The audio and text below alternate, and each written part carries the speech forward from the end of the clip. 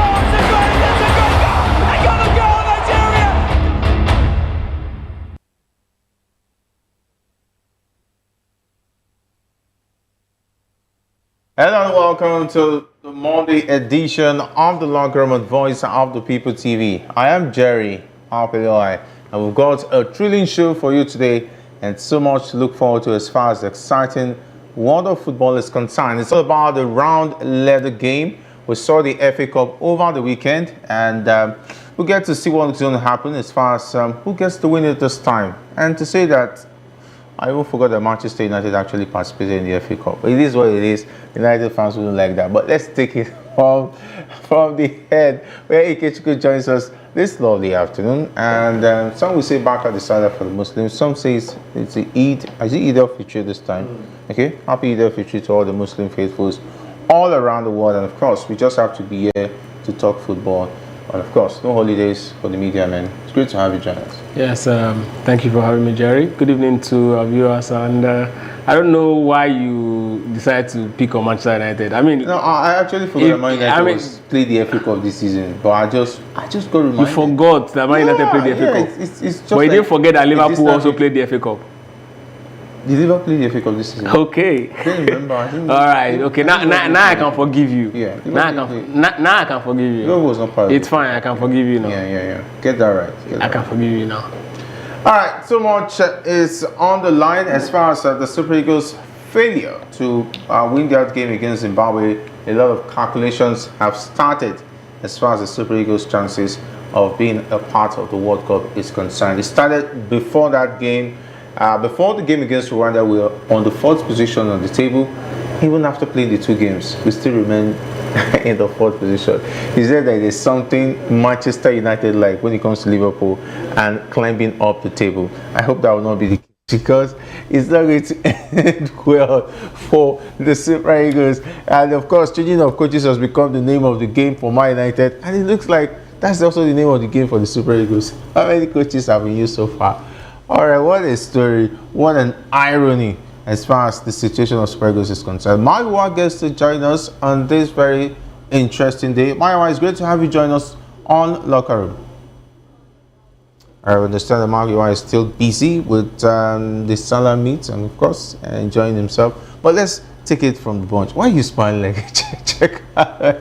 But anyway, let's talk about the issues of the Super Eagles. We hear from the talking about the technical team. The head coach of the senior national team of Nigeria, Richard, is combing Europe in search of more options in defense ahead of the upcoming friendly games in May. The coach started his reign with a win away to Rwanda before enduring a very painful heartbreak against Zimbabwe, who scored at the death to draw 1-1 in Uyo. And Chel bemoans the lack of options in defense, which made it impossible for him to make substitutions in defense, even when it was evident that some players were tired. And in that game against Zimbabwe, he only had 2 defenders in Ijeoma Egwuatu and Jordan Torunariga, and with the former yet to be capped by Nigeria at any level, and the latter having just 1 cap to his name. The situation made the coach to instead bring in extra midfielder in Raphael Oyedika,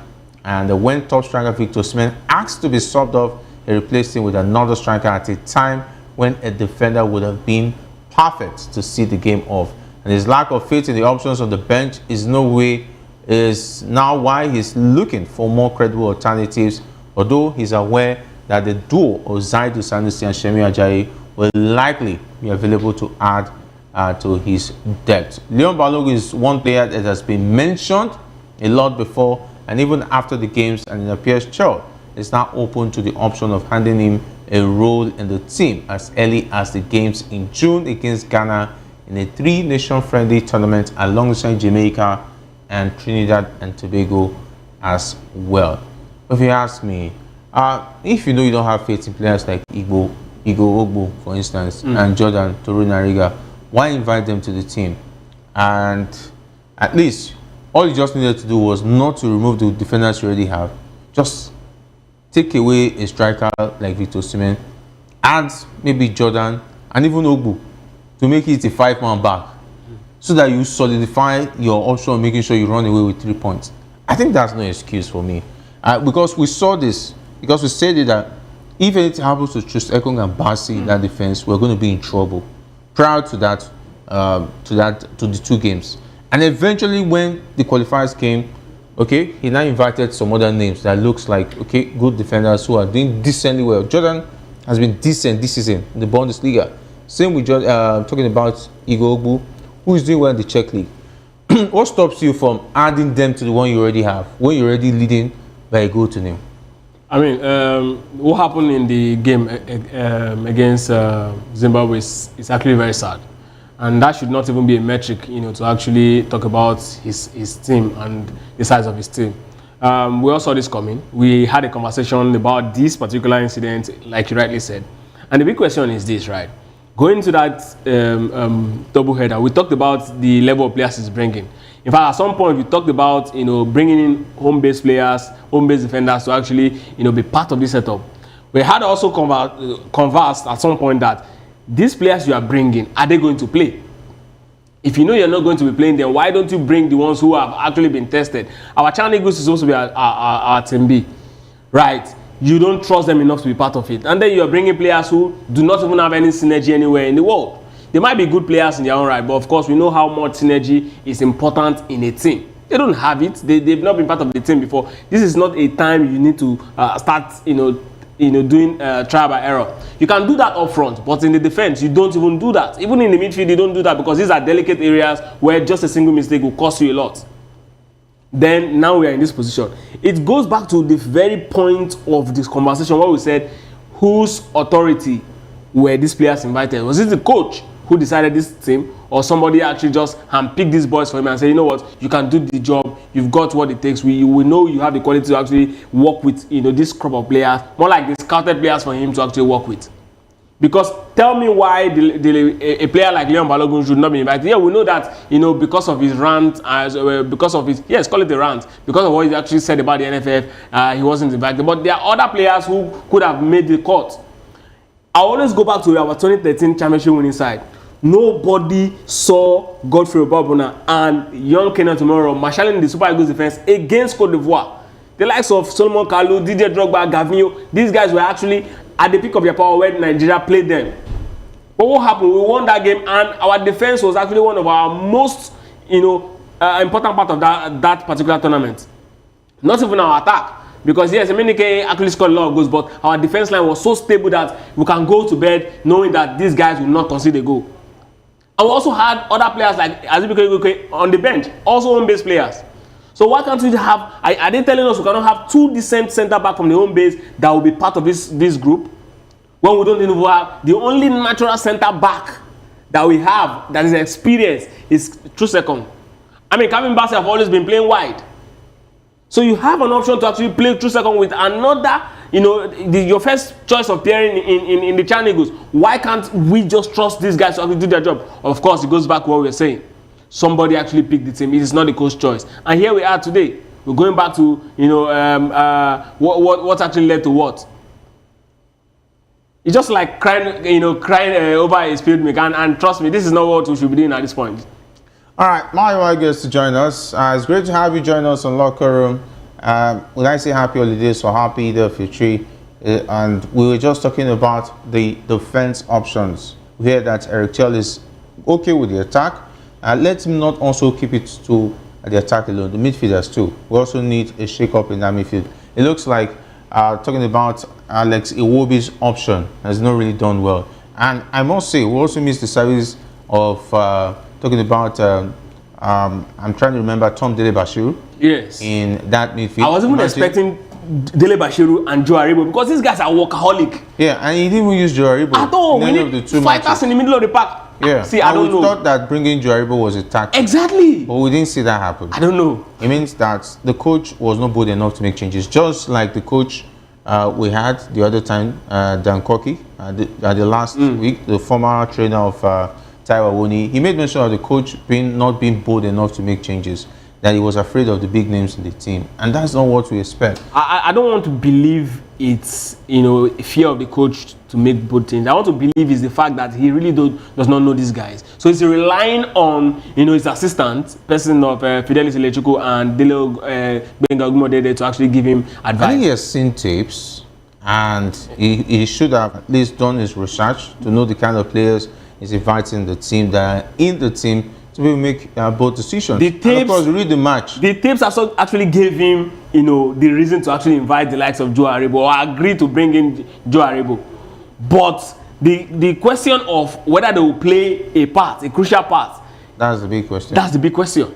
All right, Maiwa gets to join us. Maiwa, we're just talking about the setup of the team, and we heard that Eric Chell is looking for options in defense.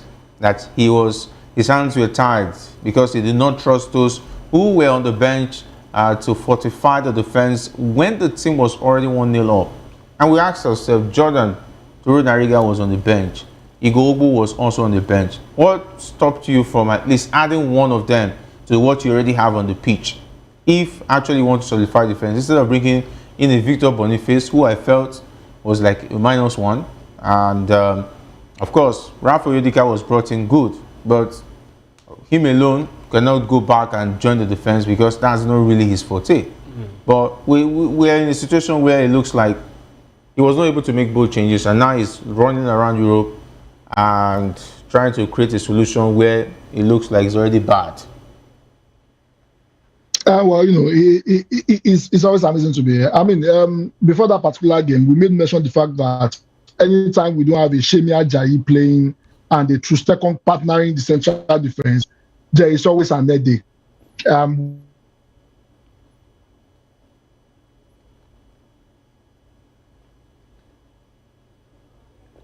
Are you with us?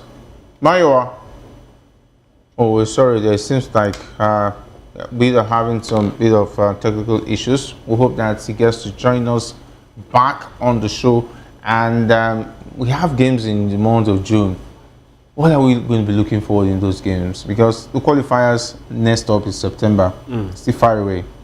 Okay, we understand that Maiwa is back. Okay, Maiwa, you're just going to finish what you're trying to say. Yeah. So, I mean, before that particular game, we had made mention that the central defense position is always an issue for us, where the fact that, you know, Shemia Ajayi is out injured and is not available at the moment. And, you know, a whole lot of the players on the bench, majority of them were new players. We mentioned the guy from the Czech Republic that, you know, we had tested out Gabriel Osho, and that did not work out well. I mean, see, the thing is this, like Kechuku said, Eric Chell does not know these players fully. We started getting it wrong when we waited 11 months, you know, to employ Eric Chell. If we had employed Eric Chell immediately after the Nations Cup, I mean, he would have been able to fine-tune that particular team to know what works and what did not work for us to be able to get a suitable replacement for those key players. So as it is right now, you know, because of the fact that, you know, the NFL did not take our World Cup qualifications seriously, Eric Chell came in late, and obviously he will have to rely on the advice of people on ground. I would not want to pick any player that I'm not 100 satisfied, that I cannot certify his performance, and that's the reason why we didn't get to see a whole lot of these new players play. That is the reason why he decided to stick to the old guns, and you know, it has cost us result. However, going forward, I think we have said consistently there is a need for Eric Chell to be able to find a solution to the defense. We might not even need to go to Europe. We have players that play in the Nigerian league here, and we say we cannot get 1 or 2 players that will be able to fit in. I don't think so. I think we can get 1 or 2 players from the Nigerian league that will be able to do the job. I just hope Eric Chell is able to get it right at this particular point in time, instead of going to Europe to try and test out players that might have issues integrating into the national team in the next critical game of the World Cup qualifiers.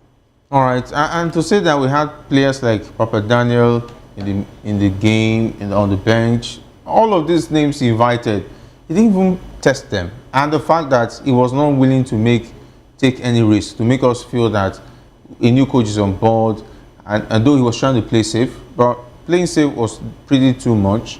And taking a look at even the Zimbabwe game we had played, it showed that the Zimbabwe coach knew what to do. He came out with a plan and he carried it out successfully without the Super Eagles having any answer.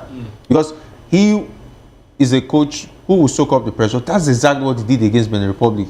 He came to Uyo to replicate that. What shows that those in the technical team did not pay attention to Zimbabwe. They lost focus. All the focus was on Rwanda, and forgetting that Zimbabwe is also a threat. And Uyo, that means they've not been checking the start that in Uyo we've been struggling. And it's all bent on, it's not all about your technical ability alone of your team or the quality of your team. You have to also look at those things. They are very, very important. They are very, very sacrosanct. And unfortunately, it shows that the money we are paying Eritrea is no different than what we have been paying Egwuatu. I think if Egwuatu is giving that money, he will be inspired to go that far. I don't know what you think. Yes, because Eritrea has that money, and we have not seen anything apart from just tactics. It goes beyond just being tactically good. That's why we have great coaches. That's why we have coaches like Pep Guardiola doing better than the other coaches, because they pay attention to all of these details. And if you don't pay attention to all of these details, that means you are not ready. Okay, so Jerry, I want to cut the coach some slack here. Sometimes, yes, it's easy to blame a coach, but then you have to also look at your team. Do you even have a team? These are the questions. So it is the job of a coach to build a team. I'll tell you something, right? This is where I'm going to start it off. In 2009, when Jose Mourinho joined Inter Milan, one of the first things he said was that, Inter Milan have a very good team, but they cannot win a major tournament because they are yet to lift the mental block. Right. At this point, our players are in fact, not just this current crop of Super Eagles. It has always been there. There's something about us, winning one game and we become relaxed. And it is most prevalent with people who are glory hunters. You just want to get instant results. You don't want to look far. You don't want to build far. You don't want to look at what will happen in the long run. It happens all of the time. Remember France 98? The Super Eagles were supposed to, if we defeat Denmark, we're going to play against Brazil. The whole nation, including people who are at home watching, we don't even care about the Danish national team. We just want to play Brazil. And we started thinking about Ronaldo. Yes, we did it a few years ago, just 2 years ago in Atlanta. We're going to defeat them again if we meet them. These are the same crop of players that were in that particular Olympics. We'll definitely beat them. But then, trust me, we met Denmark unprepared, just the same way we met Zimbabwe, because we were so relaxed. Rwanda, that we are at the top of the dog, so we just must have to dismantle them. We did that right there in Kigali. And then, the game that is supposed to actually give us an edge. That's the same way it happened in France 98. Denmark did not just beat us, they humiliated us in that game, where Ebesand was busy using his head to dribble Taribo West. Come on, it is not the first time. We have a very bad mindset going into major games. It has always been there. And this is one thing the big boss successfully dismantled in 2013. That was why we were able to win the Nations Cup. What did he do? The guys who are supposed to be the guys who are supposed to be who were carrying or who embody that nature of we'll definitely do it right. We'll definitely overcome this stage. We've been here before. The big boys like Joseph Yobo were not part of the team. All of those guys that won the Nations Cup in 2013 were players who actually have not been too long in the Super Eagles setup. Some of them were hungry to actually make a statement in the team. From Kenneth Omero to Godfrey Babuna to Emmanuel Menike to Victor Moses, all of these guys wanted to make a name, and they did just that. You cannot build a team with a group of players who know that, whether I come to play or not, I will walk into the dressing room and pick up a jersey. You will not do that. No team has always succeeded on that front, and that's one thing Pep Guardiola also said. He said whenever the season starts, the first thing he does is to walk into the office of his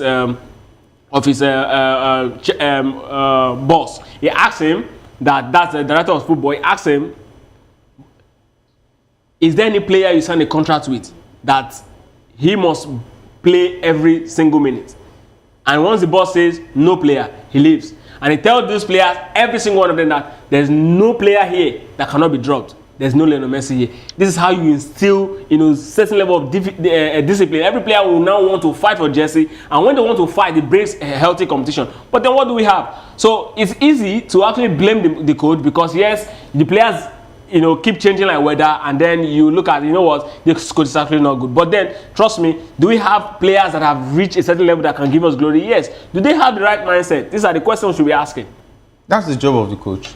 To make them have the right mindset. A coach cannot come within a week of training and give the players right mindset. It's not done anywhere in the world. What was the mindset that was used against Rwanda? Why did that mindset not go in the game against Exactly my point. Now, whenever a new coach, you should know that whenever a new coach walk into the dressing room. They forgot the mindset in Amahoro. At the Amahoro Stadium. No, Jerry. And went to Uyo without mindset. That is what short-term plan does. Short-term plans will always give you short-term glory. All right, we have a caller on the line.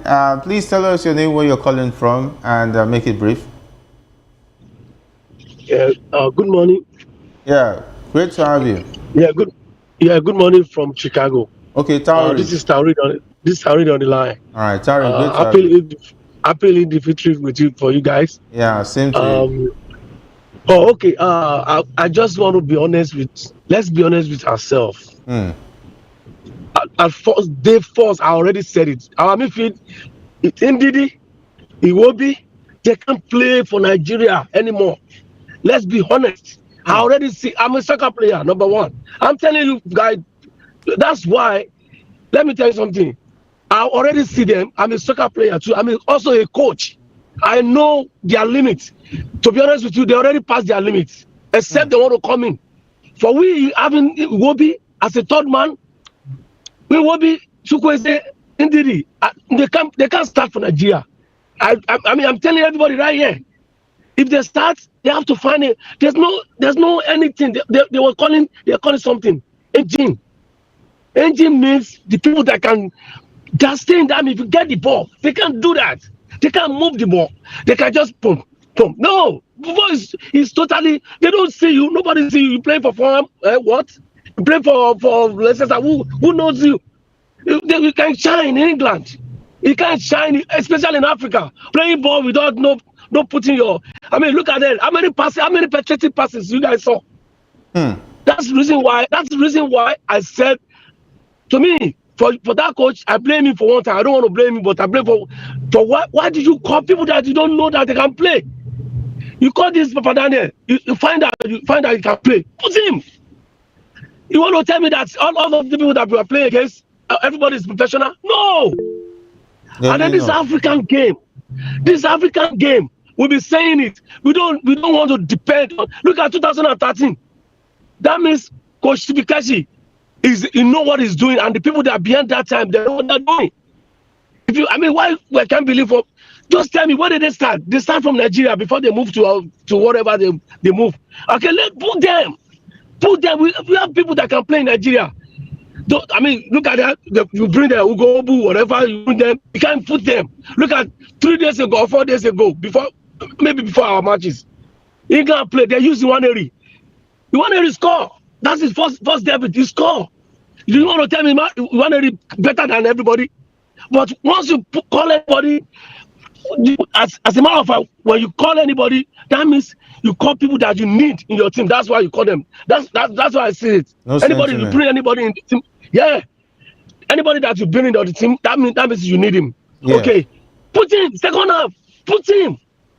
If you are still playing, which I already said this 3 years ago, I've told people like, hey, if Nigeria is still depending on Iwobi, Ndidi, or Chukwueze, whatever they got, they don't have that thing. That means maybe they have it before, but now nobody fear them.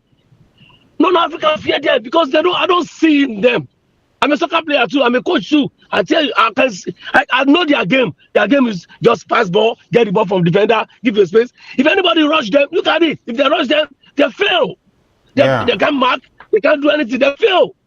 That's where we have problem because, like, we have the best player in the world, Osimhen. I'm telling best striker. That's the best striker. If anybody ever have that guy, any country ever have that guy, I swear to God, they will bring midfield for that guy to just give him the ball. Just give him the ball. Give him the pass. Let him just using his energy to go and score. Not come here, do that. Oh, that's why we need good midfielder. Thank you. This is so embarrassing for Nigeria. All Nigerians. I know a lot of midfield. I tell you guys, that time, that's Isaac, Papa Daniel, you call them, you don't use them. Why? I don't know. Thank you. I'm so sorry. Thank you so much. No problem. Definitely, football unites all of us. Absolutely. And Nigerians are passionate about their football. It's unfortunate. A lot of people know what is obtainable. Yeah. Well, when it comes to doing the right thing, we play politics. And at the end of the day, the whole nation gets emotional, and we find a situation where those politics that have been played denies everybody the joy they're supposed to get from being a part of football. It was quite unfortunate. And they even brought tomorrow Sadiq. At the end of the day, you see they're wasting a lot of sports, playing politics. At the end of the day, we'll have a situation, the Super Eagles will be at back-to-back World Cup. I think I was going through the list of teams. I was going through all the groups. Even if there's a sport for best losers, maybe for playoff sport, we're not even available. The Super Eagles is not even at this point, maybe, but the way things are going. At this point, they will not still make it. Yes, the way things are going. At this point, but with the way things are going, do you think the Super Eagles team can win all those 4 games? Why? We should be able to do that. Imagine Victor Osimhen gets injured prior to September. What will be the case? That means we will just pack our bags. Yes, because it has shown that without Victor Osimhen, this team is as good as useless. That you have just you have said it all that we don't have a team. The team we have is Victor Osimhen and others. And the yes, as funny as it is, that's how it looks. Because if there's no Victor Osimhen, everybody is lost.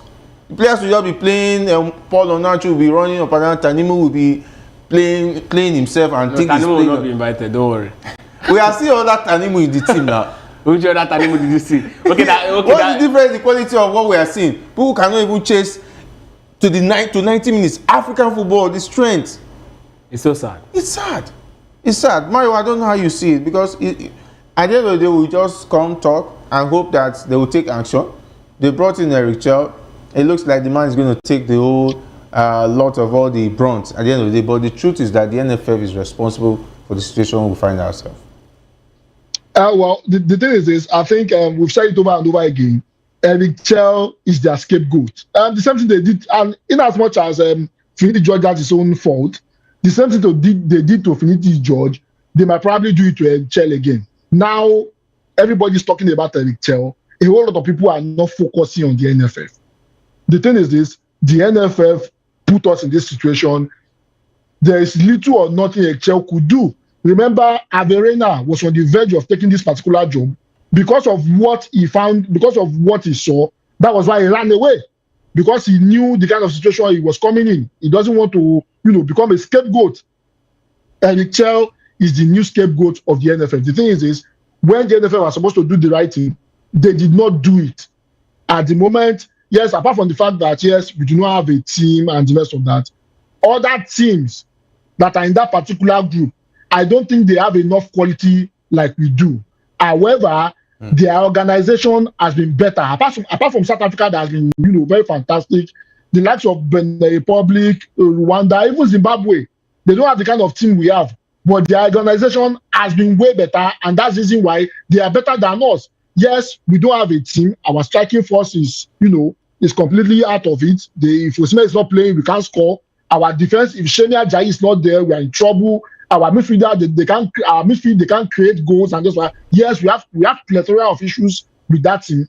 However, if we had organized ourselves decently enough, we should not be struggling in that particular group. Probably maybe South Africa will give us a run for our money, but every other team in that particular group is because they've been able to organize themselves. And where does the organization come from? The board that is managing their football knows what is at stake.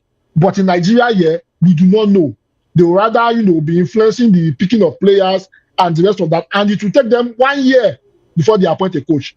It's the result that we are seeing now. I just hope that, Nigerians will be calm enough and, point the finger where the finger is desired to be pointed, not at a chair, because at the moment, you can't. All right, we have another caller on the line. Femi, it's great to have you join us on Locker Room. Hello, Femi. How are you, my man? I'm fine. And you, how are you doing? Very well. Happy. Greetings to Ikechuku in the studio. Happy Fitri. I wish you the same. All right. I'm happy to have been connected this evening. Okay. I listened to. Can I go on? Go ahead. I listened to the last caller. I'll read. Yeah. I want to ask Ikechuku, and probably you as well. Can we honestly think, I'll say, the people that represented us in the last match, they didn't do enough. They didn't sweat enough. Okay. I realized one thing. After like 65 minutes, some people gassed out. You can't just gas out in a game if not because you ran more than maybe your energy level. This boy put in a good shift most of the time. But where I think the issue is, I think most of the time you guys at the studio, you always highlight this thing. Apart, I'm not going to go down the route of NFF. I believe NFF, they are NFF. They've been NFF since NFA era. When I started watching Eagles, maybe probably 1979, and NFF, they've never changed. So I'm not going to go down that route. But now I want to concentrate more on the players and the coaches. Olaino and Osai can never play together. Having those two guys in a match is a waste of space for me. If I have those two guys in a team, I'll tell two of them, you guys are good enough to play 90 minutes. But I'd rather have one guy to play 45 minutes. Give me whatever you can. I have luxury of substituting 5 players. I'll make sure either one of them from that flank will go to bench. See, in the world of football, if you can win in the midfield and win in the on the flank, you are as good as winning most matches. Ola cost us a Nations Cup final. I don't believe in maybe this issue of he had injury in the before the match. Ola can hardly complete 90 minutes without holding his waist in his England club side, even while playing for Nigeria.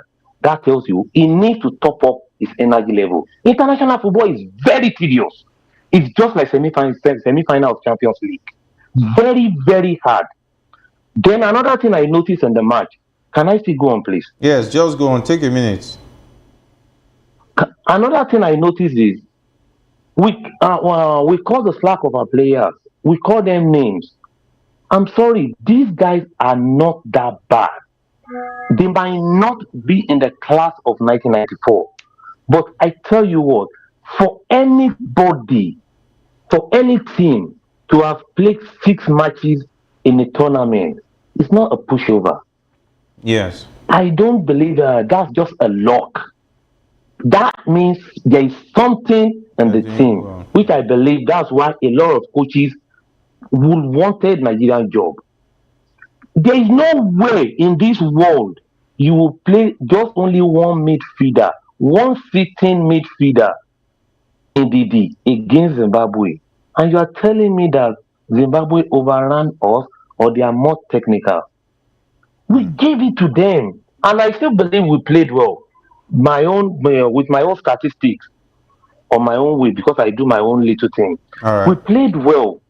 We moved the ball very well. But how can you allow Iwobi and Ndidi to stay in the midfield and Iwobi will still need to go and join them up front? You can't play international football like that. No way. You can't. We need 2 sitting midfield players, especially those that can pack long range shots, because we'll be playing against low block fight. So we need Onyeka and Dele Bashiru. Check it in the last 3 years. Those are the midfielders that score for Nigeria, aside strikers. Thank you. All right, thank you very much, Femi. We're just going to talk about the latest update as far as South Africa's situation is concerned. FIFA is set to award 3 points and 3 goals to Lesotho following South Africa's use of an ineligible player, talking about Teboho Mokoena, during their 2-0 victory in the World Cup qualifiers. Mokoena was suspended after receiving 2 yellow cards in earlier matches, and this oversight will result in South Africa facing penalties as confirmed by a football lawyer. But some have been saying that if Lesotho did not meet the 24 hours, no, that's not how it works. FIFA has the prerogative. They don't have to wait for Lesotho. What is wrong is wrong. They're going to lay the hammer on South Africa. And of course, the South African fans already be calling for the official, one of the officials' head, for not being able to point out that Teboho was not supposed to be a part of that game against Lesotho. And the way it looks, Maiwa, what does this mean for the Super Eagles? Does it mean that it's going to be easier for the Super Eagles qualifying for the World Cup? See, the thing is this, it doesn't mean anything. And that's just the honest truth. When it meant something, we didn't do what we are supposed to do. We tried to throw away 2 points. What is the assurance that we are going to win the remaining games? We sit, 3 points behind South Africa. And the way we are playing at the moment, I don't, with a team that if we see in shambles, I don't think it does anything for us. Even Rwanda, Benin Republic, they are ahead of us. The bottom line is this. It's good that the hammer has come down on South Africa. It's going to make the group much more open and much more difficult. However, if we are going by our performance so far, I don't think the deduction of 3 points will count in the in the greater scheme of things, because the way we are playing, apart from the game against Rwanda that we did so well, every other game in this qualifying series we have not performed optimally, and we are seeing the results. And what that means for Lesotho is that they will not have 9 points. They will not be second on the table. And just 1 point will separate them and South Africa. So Lesotho has a chance too. And we still have to play Lesotho. And South Africa. Yeah, and that's enough. And that's enough motivation for them. And the funny thing is that the funny thing that one Nigerians we're not really looking at is that out of the 6 teams in that group, 2 teams and South Africa all played their games in South Africa.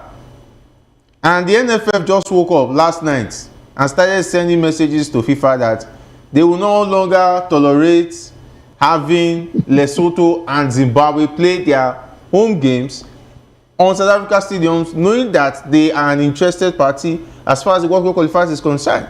So what were the NFF doing all this while? Were they sleeping? Well, they were. You should know that Nigeria like this fire brigade approach. I mean, at this point, there's a big reason for them to now start crying. And I don't know how much the tears will actually change anything, because before you actually, you cannot change teams playing ground in the middle of a tournament. This is a tournament. This is an ongoing tournament already. It's competition. When the competition started, it was looking, okay, be your brother's keeper. But at the situation that's what I'm saying. That is why when talking about they are going to play the last games of the season, they all play them simultaneously to ensure fair play. And it's unfair to have 2 interested parties playing their home games in a country who is also interested in qualifying the World Cup. Foul play can come in. Well, yes, that's very true. Yes. And I know, but what I'm saying is they've already started before now. It can change. It can change now. I'm not saying it cannot change, but the chance. Because see the thing, right? All of these complaints that we're complaining is because we've not done our due diligence. We have to put that. So this the NFF has to do that. If that's the only thing they will do in their life, okay, so they will achieve. This one now should be part of the due diligence. If that's the only thing, that's the only thing we can show, because they've been failing. I don't know how much of a change that can be made for Lesotho, but I am certain Zimbabwe's case NFF can only get that. A lot of change can be made. Lesotho must not play their home games. Lesotho is South Africa. Lesotho is a country in South Africa. No, they should find another home ground. No, they're a country in South Africa. Somewhere. Okay, what if something happens? Of course, we know that. And it's also possible for the fans, South African fans, to be against them in their own home game. Yes, to even scuttle the game. And even threaten the referee. There could be situations like that. But that's going to be detrimental to them, because that will end up making them lose more points. Do you think in African football this guy is scared? No, this is a FIFA tournament. FIFA will not be. FIFA will just be a match assessor. No. Is FIFA not the one that's going to be? Let me tell you. Is FIFA not the one that will be drawing these 3 points? See, from good authority, when it comes to qualifiers in Africa, forget it. FIFA has no say on game day what will happen. I'm telling you, it might not happen on game day, but after the game, the referee can always write. The referee, look at this part. How many times has a referee made the complaint in Africa? How many times? See, bro. The question is, what level of game have they made this complaint? This is a high-profile game. This is more like a World Cup already. See, Ikechukwu, due diligence should not be the last. Due diligence should have been the first. Olugbenga. The NFF did not do their job well. This was also supposed to even be allowed because these 3 countries, they are neighbors, and everybody's playing in South Africa.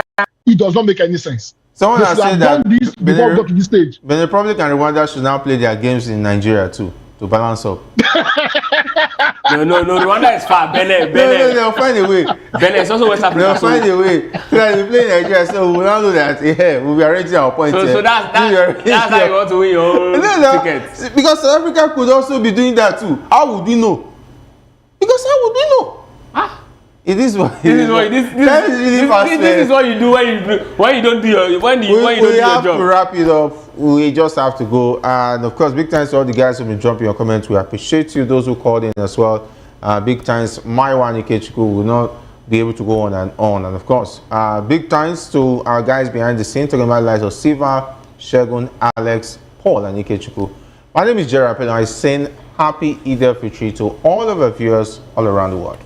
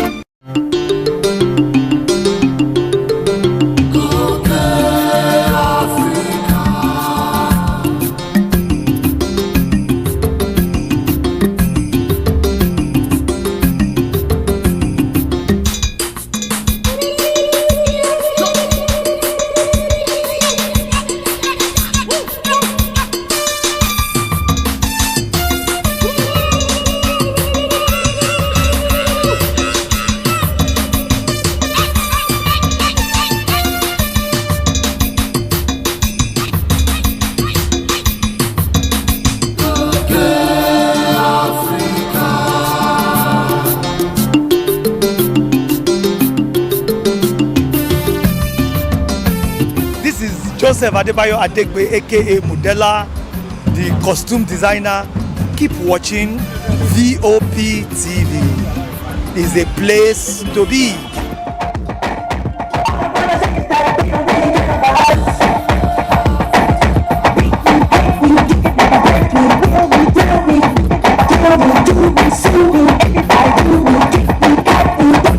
I came here to showcase my business, my brand. Oh, what brand are we talking about? Daisy's Apparel. Oh, nice one. Yeah. Now, what inspires this Daisy's Apparel? Okay, so I love African prints, I love fashion, and I love comfort.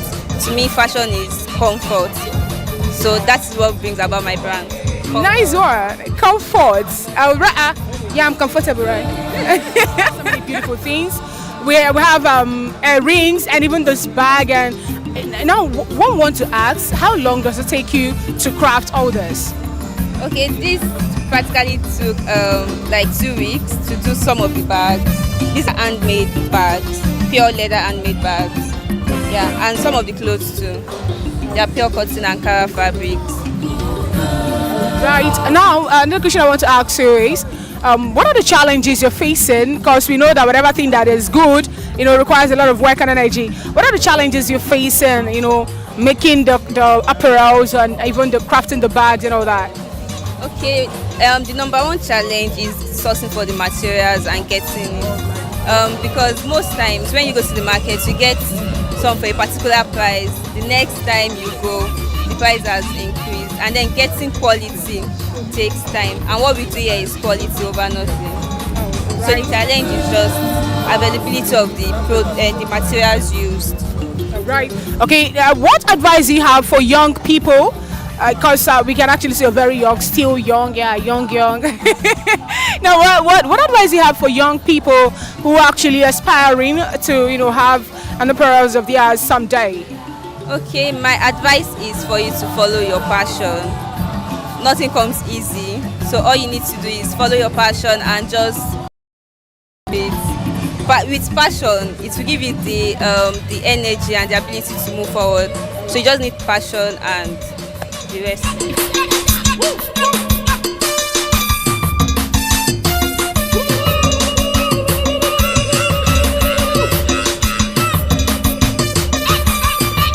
I am here today to exhibit my craft. Since it's an African craft, it has a connection with African, beliefs and, the African system in general. And since Face of Goge Africa is also about African culture, African craft, so I think this is the best place for me to be at the moment. Looking at this setting, it is so unique. Like it's one-off, and the whole people, or among the whole people that have interviewed today, what inspires this? Yes, basically it's just about we not forgetting where we come from. I have been alive long enough to understand that, okay, there are parts of us that people don't even want to talk about anymore. And I'm like, well, I think I want to make money from those things that people don't want to talk about anymore. And then I realized that there is more to cowries than what we know about it. So I started to dig deep, and then I realized, oh, this is a lucrative business. This, connects me with my culture, and I think I'm good that way.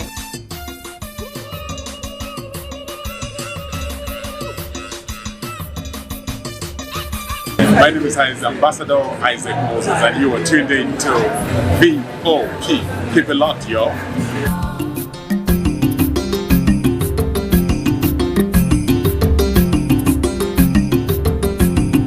The name is Goge.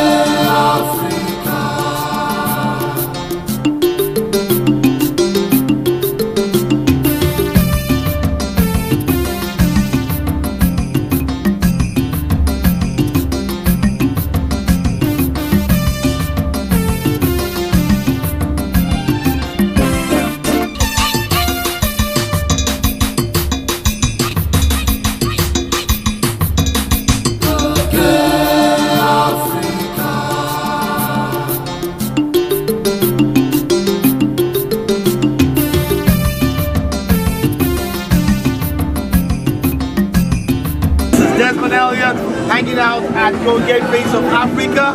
I'm saying keep watching. Don't change the dial. This is VOP TV.